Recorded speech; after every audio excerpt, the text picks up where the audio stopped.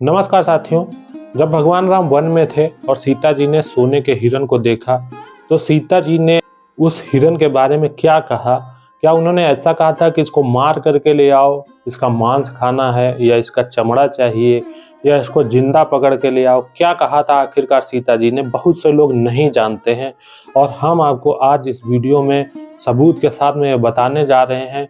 वो चर्चा जो हुई थी बड़ी लंबी चर्चा थी और वो वाल्मीकि रामायण के अरण्य कांड के सर्ग 43 में इसका विस्तृत विवरण दिया गया है। संस्कृत में है सारे श्लोक और उनका अर्थ मैं आपको बताने जा रहा हूँ।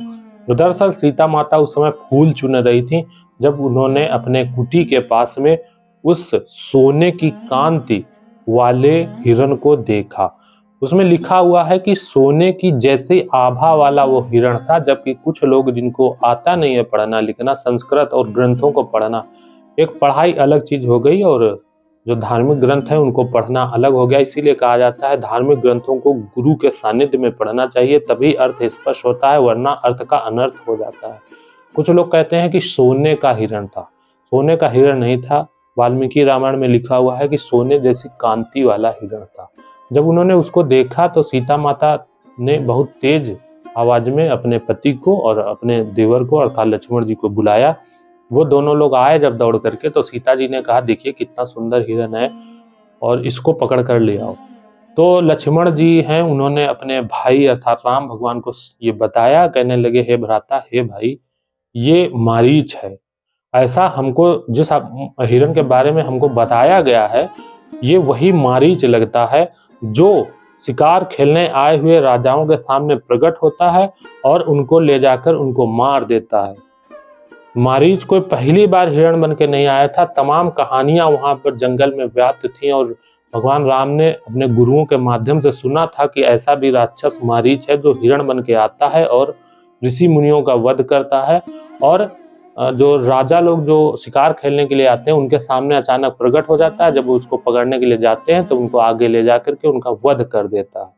तो भगवान जो लक्ष्मण थे उन्होंने बताया कि धरती पर ऐसा मृग पाया जाना असंभव है, सोने जैसा कोई हिरण नहीं होता है और ये निश्चित रूप से मारीच है। लेकिन सीता माता ने उनकी बात काट दी।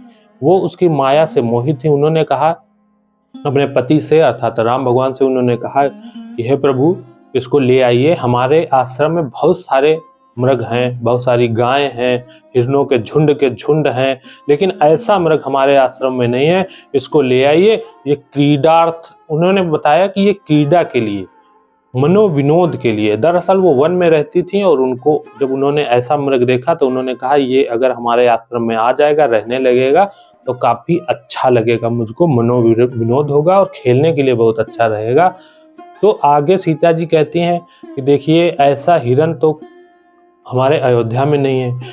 पहली बात तो हम इसको यहाँ आश्रम में रखेंगे और उसके बाद इसको ले जाकर के हम अयोध्या जब ले जाएंगे तो वहाँ पे जब इसको भरत देखेंगे, आप इसको जब वहाँ पे देखेंगे, जब हमारी सासुएं इसको वहाँ पे देखेंगी तो वो उनके लिए काफी विस्मयकारी होगा और उनको काफी आश्चर्य होगा। तो आप समझ सकते हैं भाव क्या था उनका। उनका भाव यही था कि इसको पकड़ करके ले आइए, हम इसके साथ में खेलेंगे। और उनके आश्रम में कोई हिरणों की कमी नहीं थी। दरअसल वो ऐसी आभा वाला हिरण था, मायावी था, मन को मोहने वाला हिरण था। इसीलिए सीता जी के मन में ऐसा हुआ कि नहीं, इस हिरण को लेकर के आश्रम में आ जाइए। अब जो सीता जी हैं फिर आगे बताती हैं कि हे प्रभु, अगर ये पकड़ने के दौरान अगर ये मर जाए तो इसकी जो खाल है जो सोने जैसी चमक रही है, इसको लाना। तो ये हमारी जो फूस की जो बनी हुई हम चटाई है जिस पे हम बैठते हैं, इस पर मैं इसको बिछाऊंगी, इसकी खाल को, मृगछाला को, और उस पे मैं आपके साथ बैठूंगी। ऐसा उन्होंने कहा था। दरअसल वन में उनके पास सारी चीजें थी, उनको नए सिरे से जोड़ना था। एक उन्होंने फूस की झोपड़ी बनाई थी, उसमें रहते थे भगवान राम और सीता। एक ही वस्त्र में आए थे, साधुओं के भेष में आए थे वहां से, और उनके पास कोई जो बेसिक चीजें होती हैं वो भी नहीं थी। लेटने बैठने खाने पीने के लिए तक भी उनके लिए चीजें नहीं थी। ऐसे में वो सारी चीजें वहां पे उनको जुटानी थी। कुटी भी उन्होंने वहीं पे बनाई थी। तो सीता जी ने कहा था कि मैं चटाई इसकी बनाऊंगी, बहुत अच्छी है, इसकी मृगछाला लग रही है। पहली बात तो इसको जिंदा पकड़ के लाइए, इसको हम अयोध्या ले चलेंगे। अगर नहीं मिलता है जिंदा, अगर मर जाता है, आप पकड़ने जाते हैं, अगर मर गया तो इसकी जो है खाल भी बहुत अच्छी रहेगी। उसके बाद में राम भगवान अब अपने लक्ष्मण जी को समझाते हैं कि हे भाई, तुम बात तो सही कह रहे हो कि ये जो मायावी है, लेकिन इनकी मुस्कान देखिए अपने भाभी की, ये कह रहे हैं इसको पकड़ के लाओ, तो मैं इसको पकड़ने जा रहा हूँ। अगर ये मारीच है और इसने जो है निरपराध ऋषि मुनियों की हत्या की है, तो मैं इसको दंड अवश्य दूंगा और इसका वध जरूर करूंगा, तब तो इसका वध जरूर ही करना चाहिए। उन्होंने एक उदाहरण भी दिया। एक वातापी नाम का राक्षस इसी वन में रहता था, जो ऋषि मुनियों के पेट में जा करके खाने के द्वारा सूक्ष्म रूप बना करके उनके खाने के थ्रू उनके पेट में चला जाता था और वहां पेट में फिर आकार बड़ा करता था, ऋषि मुनियों का पेट फट जाता था। तो अगस्त जो ऋषि थे उन्होंने उस वातापी को पचा लिया था और उन ऋषि मुनियों की रक्षा की थी। तो भगवान राम उसी का उदाहरण देते हैं कि वातापी की तरह मैं आज इस राक्षस मारीच का वध करूंगा, क्योंकि इसने बहुत से राजाओं को मारा है और बहुत से ऋषि मुनियों की इसने हत्या की है। मैं तो इस वन में रहता हूँ और स्वेच्छाचारी हूँ, जितेंद्रीय हूँ, और मैं ये हमारे यहाँ पे आ गया आश्रम में, अर्थात अब इसको मारना ही पड़ेगा, क्योंकि राक्षस है और आश्रम में अगर आ गया है, कोई भेष दिखाया है, तो कहीं ना कहीं अब हमारे लिए ये दिक्कत की बात हो सकती है। और उन्होंने आगे लक्ष्मण को समझाया कि होशियार रहना, धनुष बाण लेकर के मैं इसको पकड़ने जा रहा हूँ, इसका मैं वध कर दूंगा। अगर ये मारीच है तो इसका मैं वध जरूर कर दूंगा।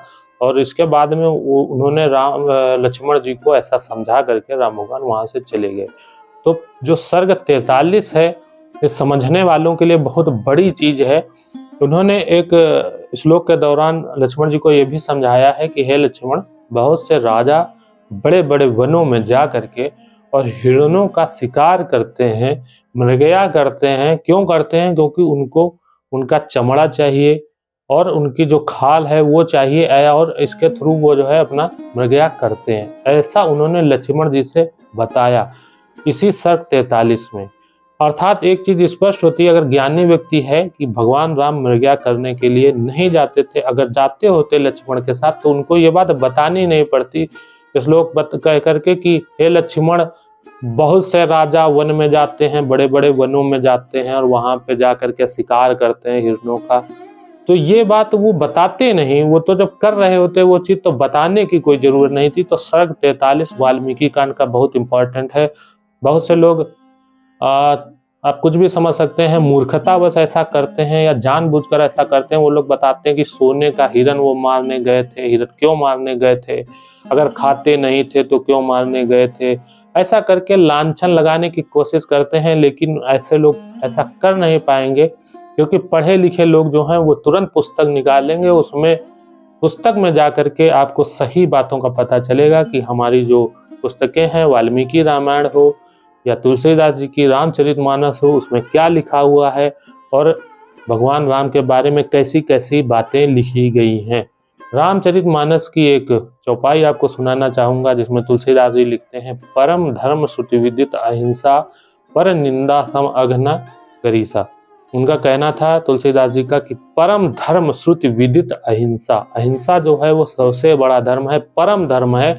श्रुति विदित मतलब वेदों में ऐसा बताया गया है, वेदों के थ्रू ऐसा हमको बताया गया कि सबसे बड़ा जो धर्म है, बड़ा ही नहीं परम धर्म है, वो है अहिंसा। और सबसे बड़ा पाप अगर कोई है, सबसे बड़ा अगर अघ है, तो वो दूसरों की निंदा करना है। ऐसा तुलसीदास जी का वचन है। और इन चौपाइयों को भी पढ़ने की आवश्यकता है, जिनको पढ़ करके हम सही अर्थ लगा सकेंगे। उन महापुरुषों की जो बातें थी उनका सही से हमको ज्ञान होना चाहिए। पुस्तकों को पढ़िए, नहीं तो आप अगर भक्ति भावना से नहीं पढ़ना चाहते हैं तो कोई आपको बताएगा, अगर आप हिंदू हैं या किसी अन्य भी धर्म से हैं, तो हो सकता है आपके कान में कोई ये बात डाले कि भगवान राम जो है ऐसे थे, भगवान राम हिरण को मारने गए थे, मांस खाते थे तभी मारने गए थे। तो आप वाल्मीकि रामायण का सर्ग 43, अरण्य कांड का सर्ग 43 पढ़ सकते हैं। उसमें आपको सारी बातें स्पष्ट हो जाएंगी। वीडियो अगर अच्छा लगा हो तो लाइक करें और चैनल को सब्सक्राइब करें। Thank you.